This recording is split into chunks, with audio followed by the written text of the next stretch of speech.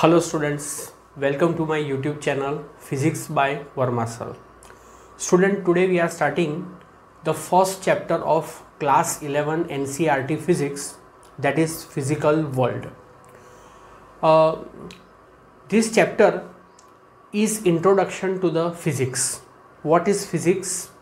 What we are going to learn in the physics and all these things.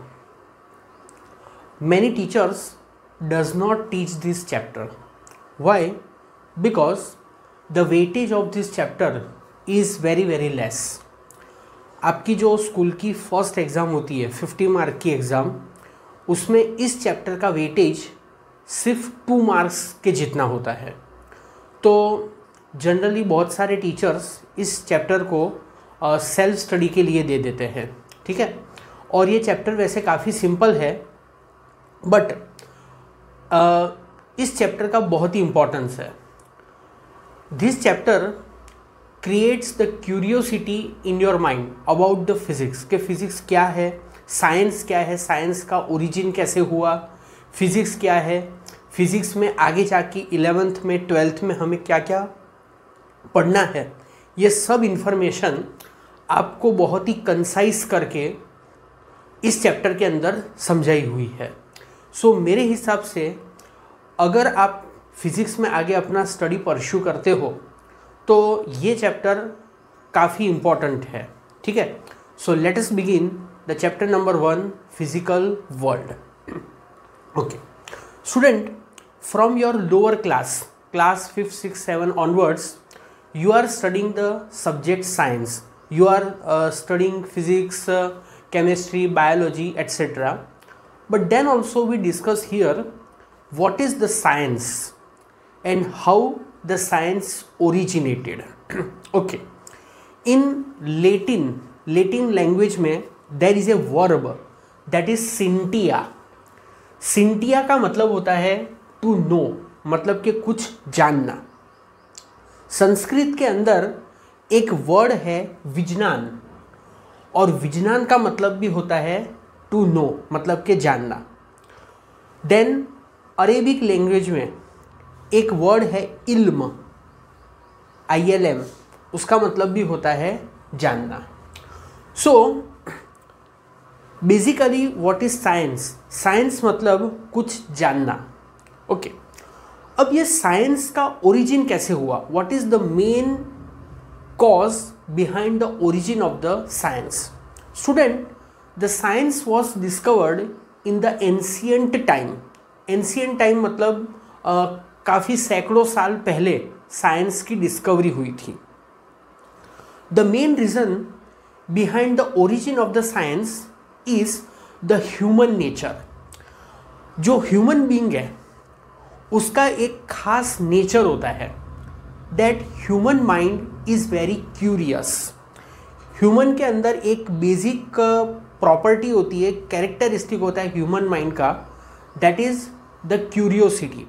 Curiosity मतलब कुछ जानने की इच्छा. ह्यूमन बीइंग अपने आसपास जो कुछ भी हो रहा है, जो कुछ भी वो देख रहा है, उसको देख के हमेशा उसको जानने की, उसको समझने की, उसके पीछे जो रीज़न है उसको समझने की हमेशा क्यूरियोसिटी रहती है. ओके, और ये क्यूरियोसिटी मुझ में, आप में, सभी में होती है. So this basic nature of human being, this basic property of the human being that we call as a curiosity is the main reason behind the origin of the science. The people of the ancient time, जो सैकड़ों साल पहले जो लोग हुआ करते थे, they were very curious about the world around them. The bright celestial objects, जो आकाश के अंदर रात में जो सेलेस्टियल ऑब्जेक्ट्स, अलग अलग ऑब्जेक्ट्स, स्टार एट्सेट्रा जो चमकते थे, उनको देख के उनको क्यूरियोसिटी होती थी.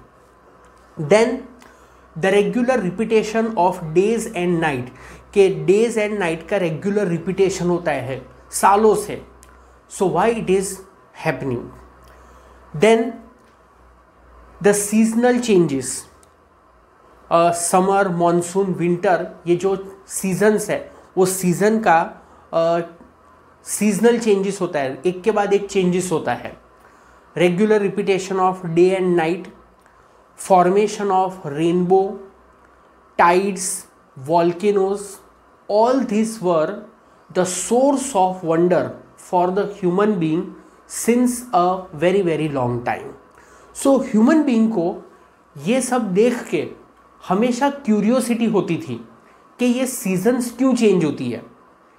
अंधेरा हो जाता है, उसके बाद उजाला होता है, फिर से अंधेरा होता है, फिर से उजाला होता है, सनराइज होता है, सनसेट होता है, मूनराइज होता है, मूनसेट होता है। जो स्टार्स है, the stars are twinkling. Okay, what is the reason behind all this events?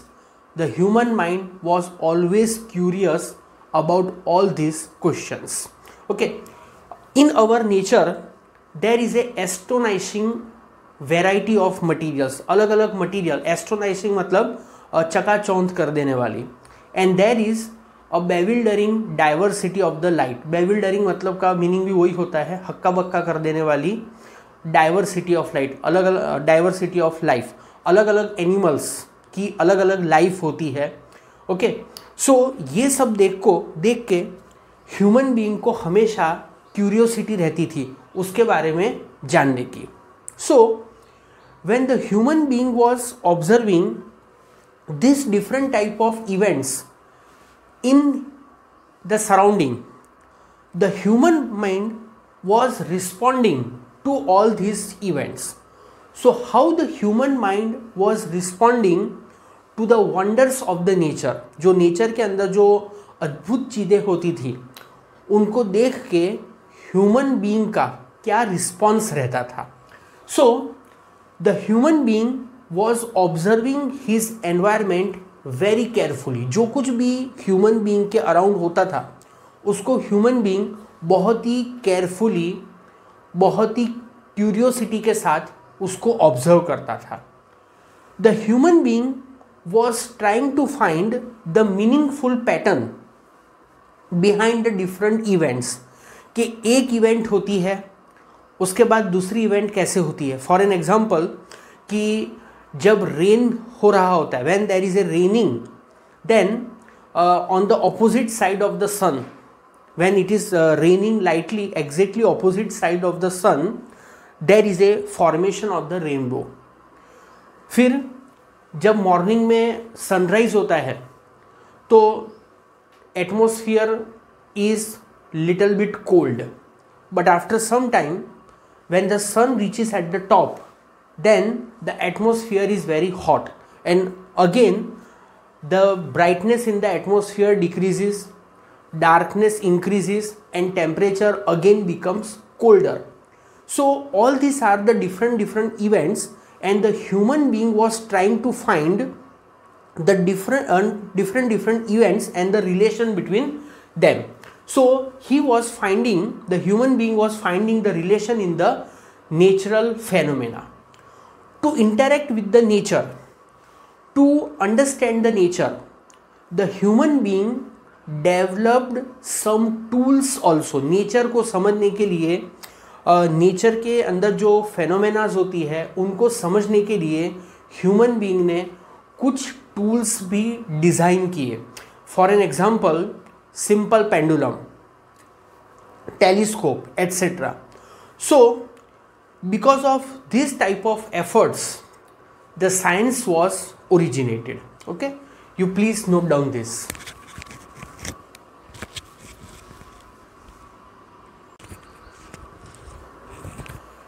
In the last topic, we talk about the origin of the science, कि science का origin कैसे हुआ था ancient time में।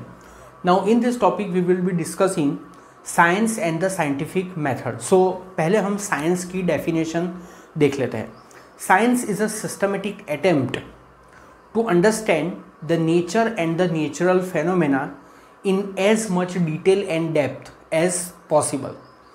जब भी हम हमारे नेचर में, सराउंडिंग में किसी फेनोमेना को ऑब्जर्व करते हैं, for an example different phases of moon, changes in the atmosphere, climate changes, change in the pressure of atmosphere.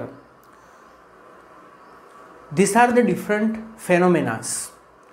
So whenever we observe this phenomena, we are getting some information. That information we note down. Okay, we organize that information in a systematic way. So that systematic observation, the knowledge which is gathered in a systematic way, is known as the science. There is one definition of science. Science is an organized knowledge. जो भी knowledge हमने हमारे surrounding में से acquired किया है, उस knowledge को हमें क्या करना होता है? We have to represent that knowledge in a systematic way, in an organised way. So that organised knowledge is known as science. Science means organized knowledge. Okay, you can note down this definition. Now, this knowledge is used for the prediction of different natural phenomena. We can also use this knowledge for the modification. अगर किसी और person ने कुछ knowledge acquire किया है from the observation of the surrounding, then we can modify that knowledge by our observation. ठीक है? We can also do the controlled experiment. So all these are included in the science. Now there are various steps of the scientific method. The first one is systematic observation. Whatever is happening in our surrounding, we have to make a systematic observation of the happenings of our surrounding.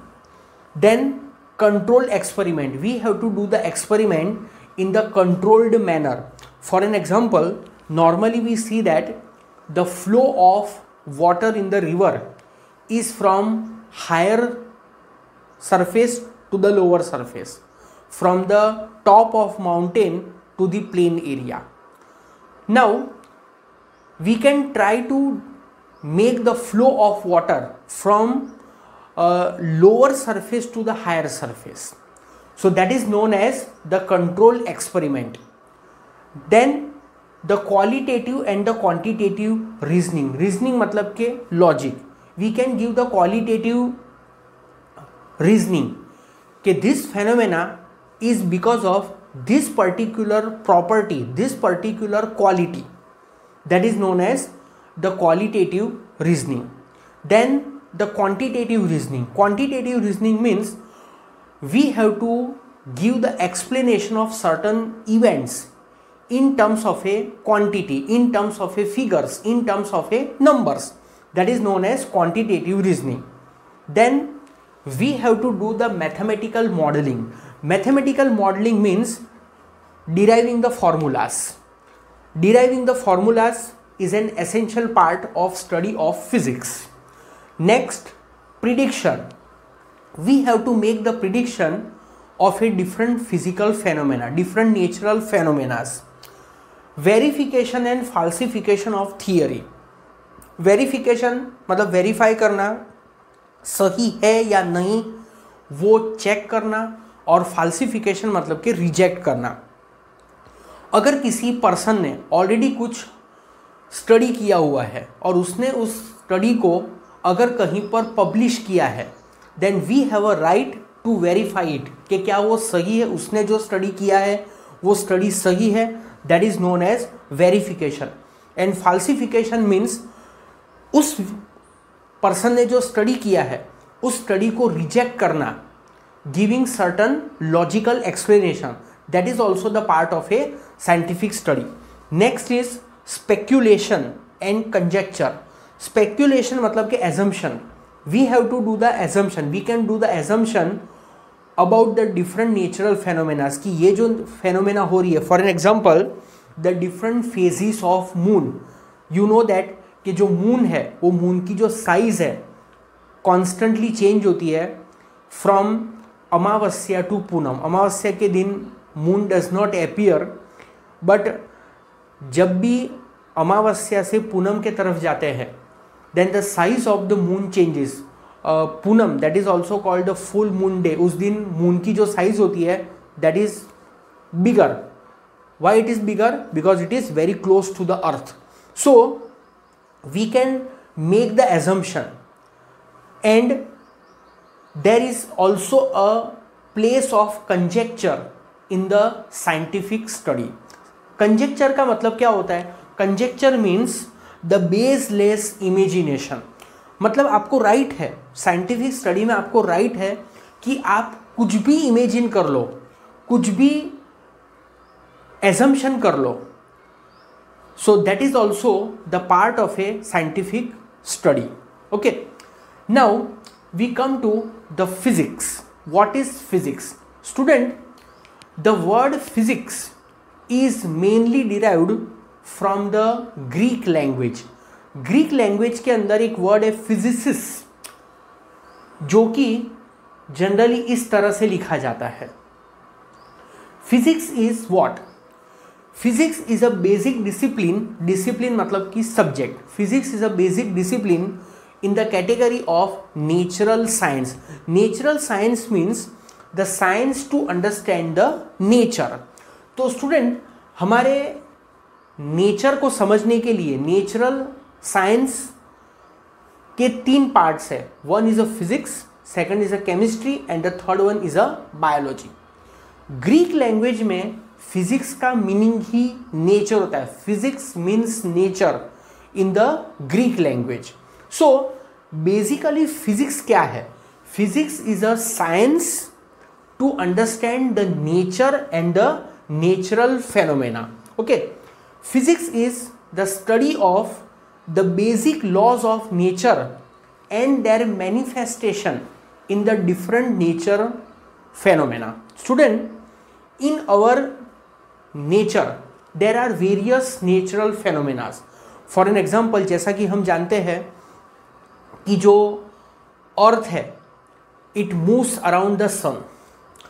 Moon moves around the earth. So this is because of certain laws of physics. So physics क्या है? Physics is a study of basic laws of nature. Nature के जो basics laws है और उसका manifestation, मतलब उसका application, उसका realisation in the different natural phenomena. So that is known as the physics. Okay, please note down this.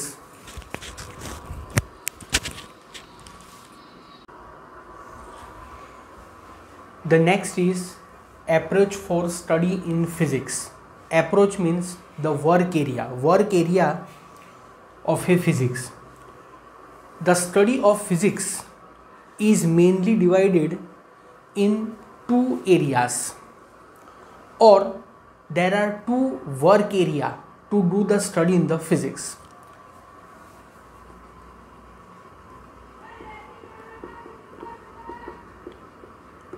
Work area of physics.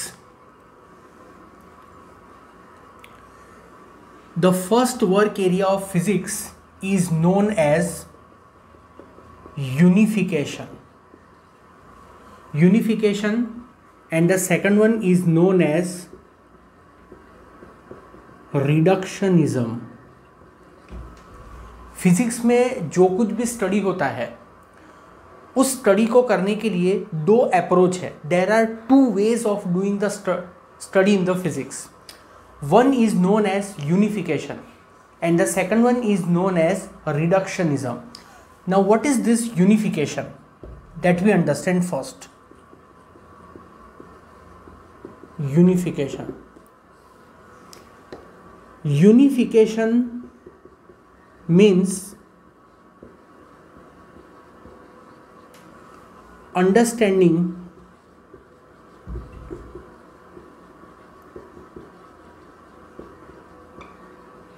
large number of phenomena in terms of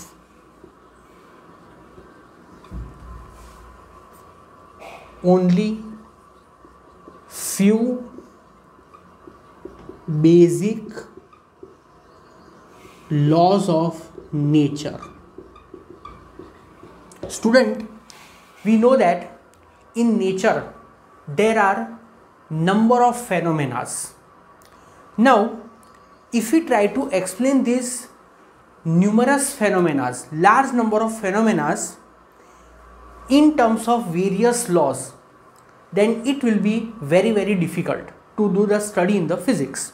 But if we try to explain these various phenomena in terms of certain basic laws, बहुत सारी phenomena के लिए, बहुत सारी phenomena को explain करने के लिए अगर हम बहुत सारे laws explain करने जाएंगे तो फिर स्टडी बहुत ही डिफ़िकल्ट हो जाएगा. सो फिज़िक्स में एक अप्रोच ये होता है कि लार्ज नंबर ऑफ फेनोमेनास को एक्सप्लेन करने के लिए we have to use certain basic laws. मतलब फिजिक्स में कुछ बेसिक लॉज का यूज करके large number of phenomenas can be explain. So this approach is known as unification. So I give you an example. For an example, fall of an apple from tree. Next is motion of earth around sun. Then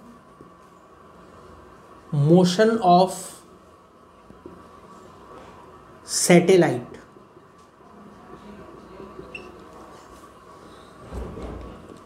motion of football. So these are the various phenomena that we see in our nature. There are number of phenomena. Now all these phenomena can be explained by the basic laws of gravitation. Okay, all above phenomena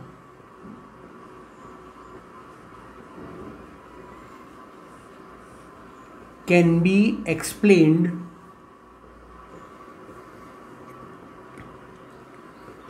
by basic law of gravitation.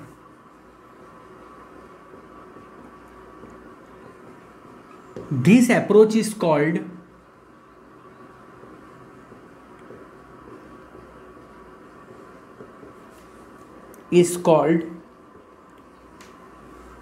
Unification. Unification मतलब क्या? Unification मतलब physics में बहुत सारी फेनोमेनास होती है, but बहुत सारी फेनोमेनास को एक्सप्लेन करने के लिए बहुत सारे लॉज फॉर्म करने की ज़रूरत नहीं है. Large number of phenomenas can be explain in terms of certain minimum number of laws.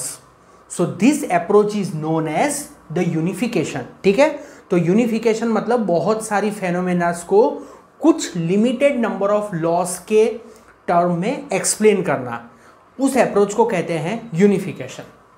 Second is known as reductionism.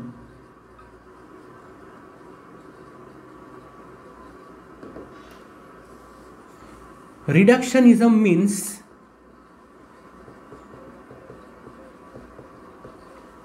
means to explain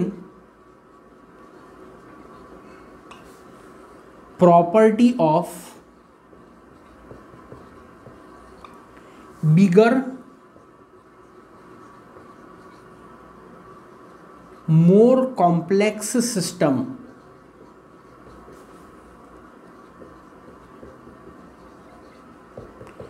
in terms of its constituent part.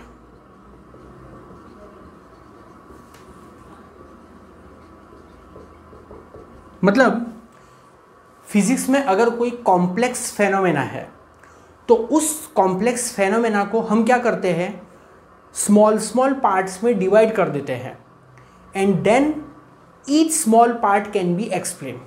So that approach is known as reductionism. Reductionism मतलब कि reduce करना. अगर कोई phenomena है जो कि बहुत ही complex phenomena है तो उस कॉम्प्लेक्स फेनोमेना को एक्सप्लेन करने के लिए हम क्या करते हैं, उस कॉम्प्लेक्स फेनोमेना को स्मॉल स्मॉल पार्ट्स में डिवाइड कर देते हैं और फिर हम ईच पार्ट को, ईच एलिमेंट को सेपरेटली एक्सप्लेन करते हैं. So this approach is known as reductionism. Okay, is that clear? For an example, in the 19th century, one branch was discovered during the Industrial Revolution, that was the thermodynamics. Thermodynamics is very complex branch of physics. Now this thermodynamics can be explained on the basis of certain properties of a system. For an example, temperature,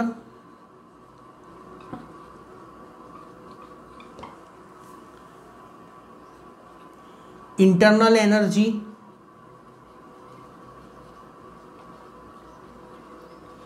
entropy, etcetera. ये सब concept आप आगे पढ़ोगे, mainly आप इसको chemistry में पढ़ने वाले हो.